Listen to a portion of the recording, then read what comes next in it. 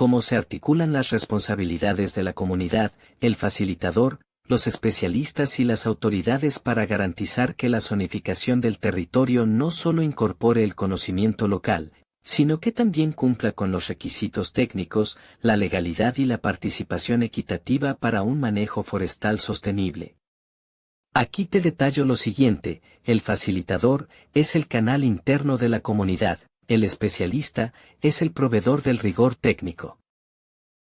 La comunidad es la dueña del conocimiento y la decisión final o validación, y la autoridad es la garante de la legalidad.